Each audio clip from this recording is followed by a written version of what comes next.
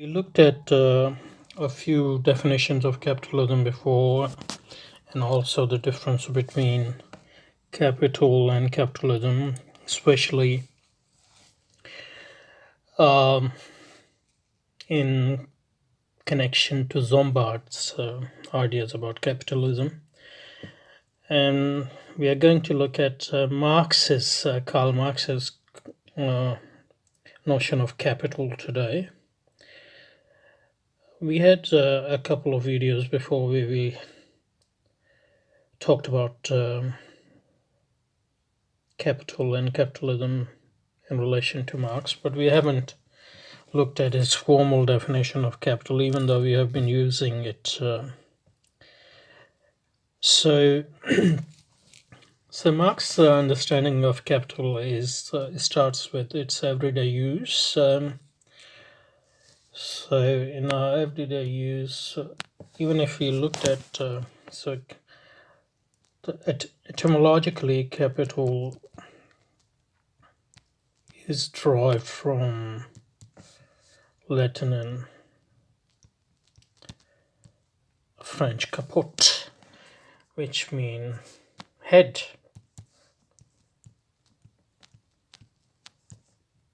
So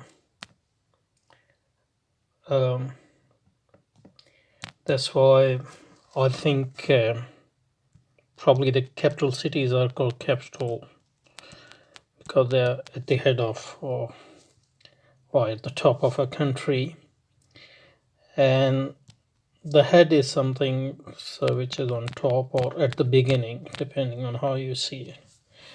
So capital in terms of economics is the money or asset you have at the start or at the beginning, which you invest in order to make more money. And generally, capital is used for means of production. So a common use for capital would be, for example, machinery, because machinery is something you use to make, more things or more money or whatever. So that's the meaning of capital. So capital is derived from, in Urdu and Persian you call sarmaya, from which you have sarmayadari, which mean capitalism. But in Arabic, I guess I don't know whether it's obviously a modern word, so they might have just looked at the etymology. But Arabic word for capital actually, the mal is your wealth. Can be money as well. Ras is head. So actually that comes from the actual etymology of the word. The capital is from kaput, which means head. So your head wealth, or your wealth you have at the start of the thing or the top of the things, at the beginning of the things, and you invest it, and from there in Arabic you get for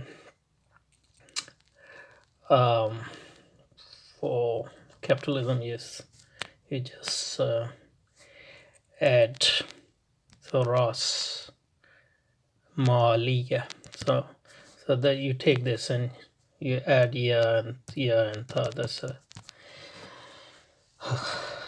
standard way of making possessive adjectives and nouns. So a bit of etymology. So what I wanted to say was that the understanding Marx has of capital reflects its everyday dictionary use, where you have and capital can take many forms, because you can, there are many things you can invest in order to make more money or more. So capital can be, let's say, money, it can be credit, it can be labor, you use labor to make more things, machinery. You have a stock of goods. They're all capital. So capital is anything you invest in order to make more money in everyday usage, and it can take many forms, and that's also taken in account in Marx's understanding of capital. And then he has this distinction between capital of two types. I haven't defined capital yet, but we have some understanding. So let's say you have fixed capital, fixed capital, and then you have variable.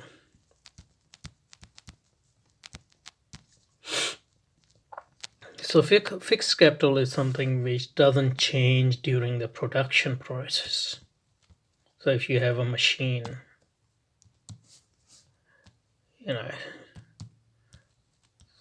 so they remain fixed. But the other type of capital which can change during the so this fixed capital is also known as dead capital.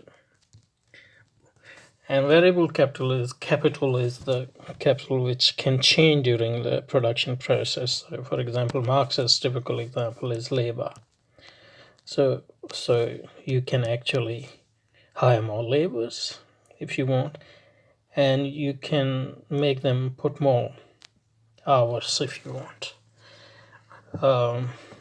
Obviously there's a limit to all that, but these are the things which can vary. So capital can take different form.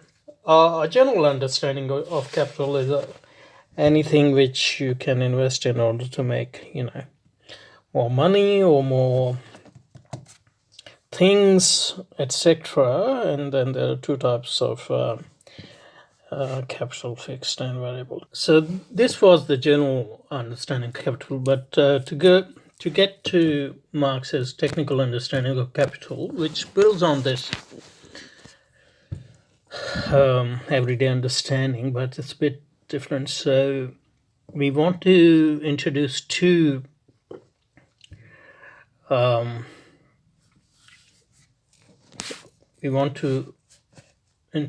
few semi-technical or technical terms. So first is circuit of simple circulation. So it's a type of exchange, within an economy.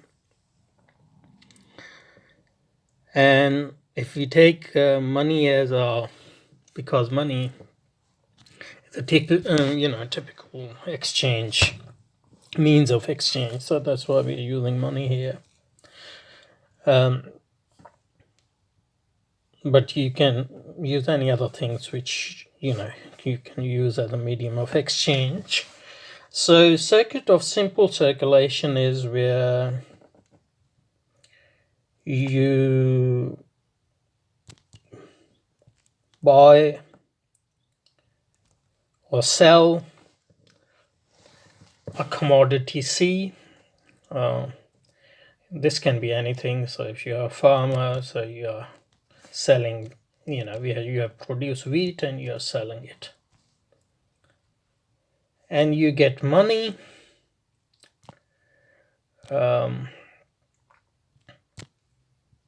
M by selling this wheat in the market, and you take that money to market and you buy anything you needed, so another commodity, let's call it C dash, and let's say you bought some clothes for your kids. So this is a circuit of simple circulation where you sell something and get money in exchange for it in order to buy something else. And this circuit of simple circulation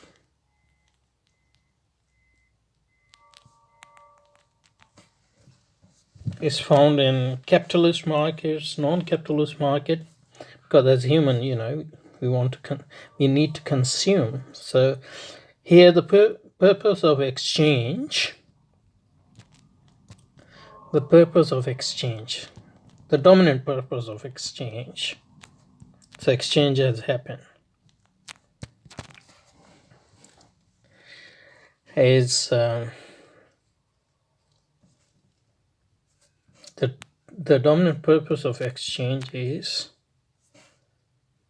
to consume. So you sold something, wheat, so somebody else bought it, they are going to make bread and they're going to eat it. So, and you got money in exchange for that, and you bought something and you are going to use it. Your kids are going to use those clothes. So consumption is obviously your human needs. The purpose of exchange is consumption. And this sort of exchanges happen because as human we need to fulfill our needs, and those needs are fulfilled here through consumption. So in Marxist terms, you can say that here the use value or consumption of commodity is dominant over exchange value. So you exchange in order to use things. So the basic purpose of this circuit of simple circulation is, to fulfill your basic needs. And in this type of exchange, use value is the dominant motive. And although as long as we humans, even in capitalist markets, a lot of exchanges of this nature, but this is not typical. This is not this type of simple circulation. This is not this is not typical of capitalist markets. So in markets in which this sort of simple circulation is dominant are not capitalist market. Although this sort of circulation, obviously, as I said, happens in capitalist market, but it's not typical of exchange in capitalist market. What is typical of capitalist market is another form of circulation, and Marx calls it circuit of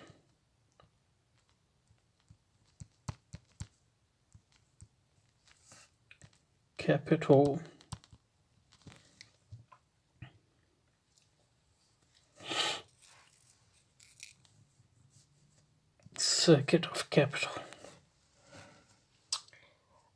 And in circuit of capital, everything is in a sense opposite or in contrast to what we, and The general form of this circuit of capital, according to Marx, so general form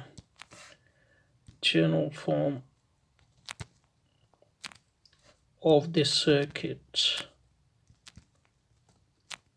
capital is where you have money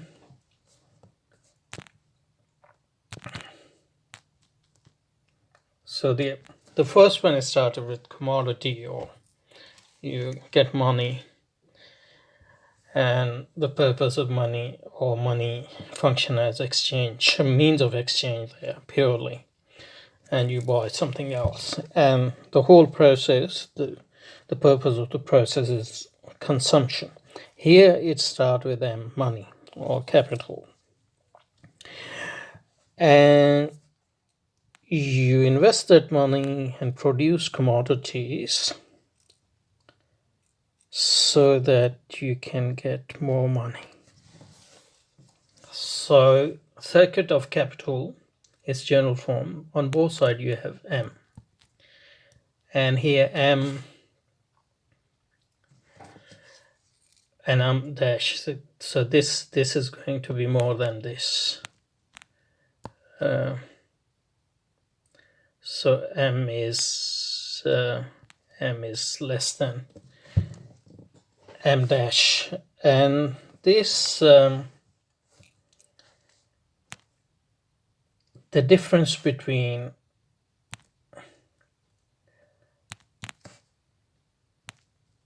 M dash minus M is what we call surplus value.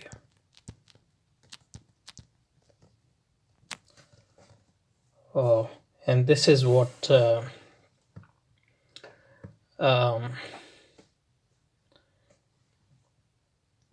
your profit. And in a typical capital exchange, this goes on.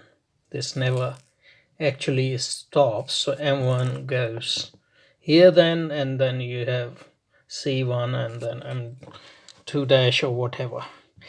And in a typical capitalist exchange like this, it is the exchange value which dominates and the use over the use value. And money here is, as against the previous one, money here is not, the primary purpose of money is not as a means of exchange,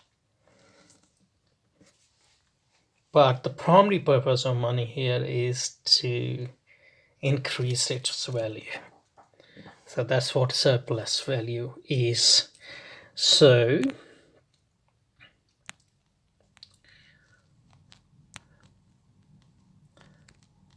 this money M is capital, as against the money M in previous one wasn't capital. So money M is capital here. Money M, for example, is capital because its sole purpose is to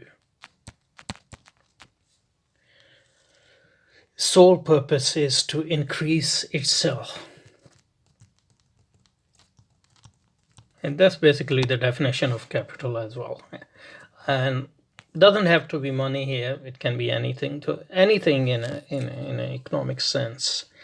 And the sole purpose is to increase its own quantity and value, then it's called capital. And in a sense it is abstraction, because exchange is purely capitalist exchange, but we will determine, or we will regard an exchange as capital or non-capital depending on the value. So in a typical capitalist market, this sort of exchange dominates, so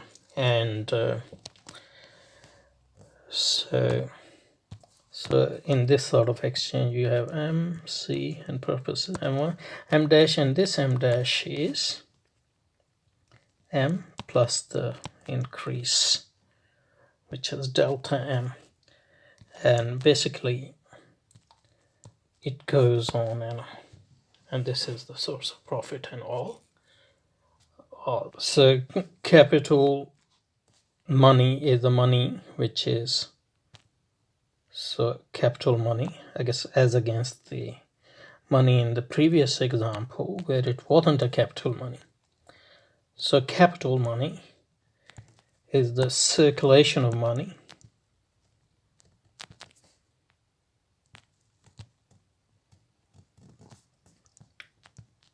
in search of itself. And here, as I said, the money no longer function as a means of exchange, but it becomes actual object of exchange, and the object is to increase its value. So this is the pure definition of capital. We can formalize, or we can formally define capital as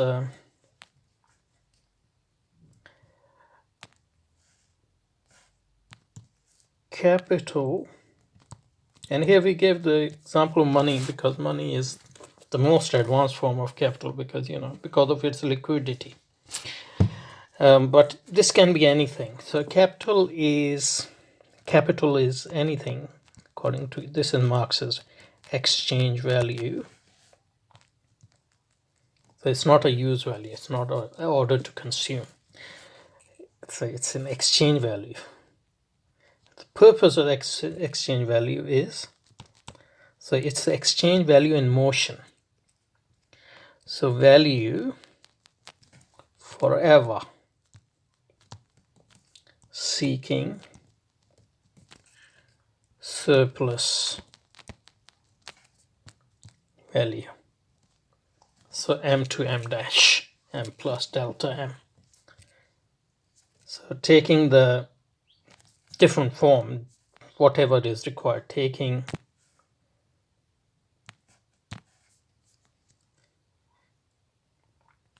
the form of money at one moment and a form of commodity at another one.